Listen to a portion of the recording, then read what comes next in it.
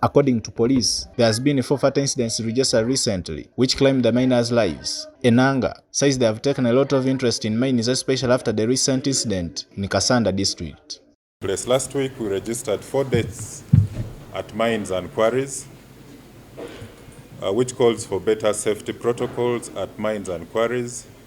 You're aware we've had a history where most of the people who die in mines and quarries are trapped and some suffocate to death.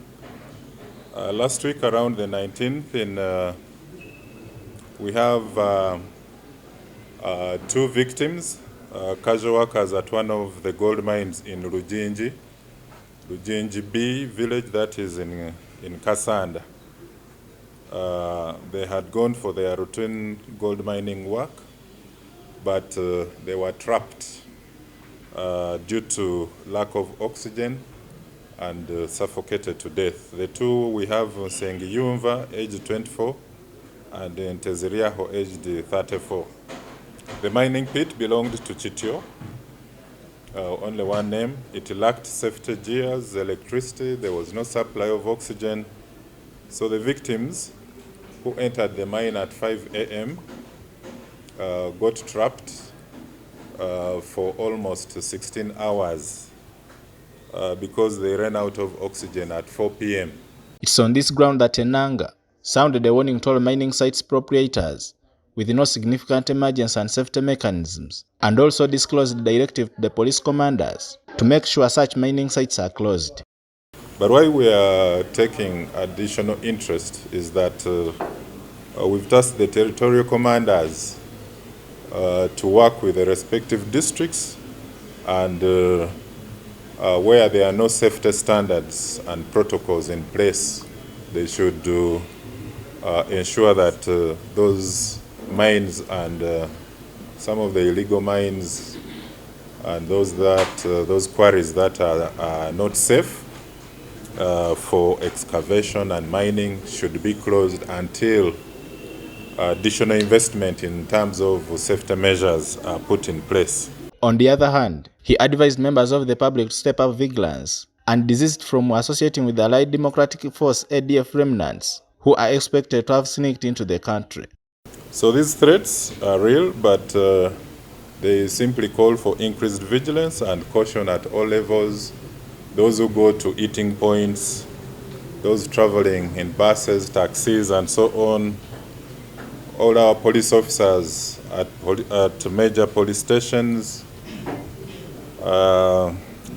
people in tourist locations, hotels, clubs, restaurants, places of worship, educational institutions, markets, shopping malls, and so on.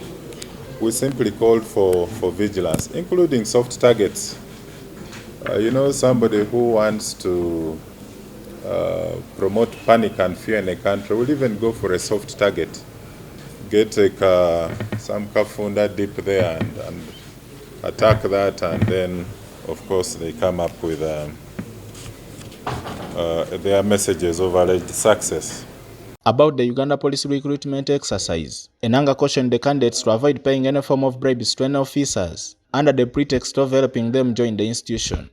Like we've always cautioned the public, the recruitment process of the police is very rigorous, and it is also a process which is by rule and merit. Therefore, if you want to look for the PRO or your relatives in the police, politicians, there are people who are fond of using politicians, unscrupulous people, intermediary agents, whom they give bribes to buy their way into the force. Any person who will be found giving these false promises or soliciting a bribe should know that that is an offense which is punishable, and we call upon victims to report to the nearest police station, anti-corruption agency like IGG or the State House Anti-Corruption Unit, or even the Professional Standards Unit for investigation and further action. Joseph Kabale, UCTV.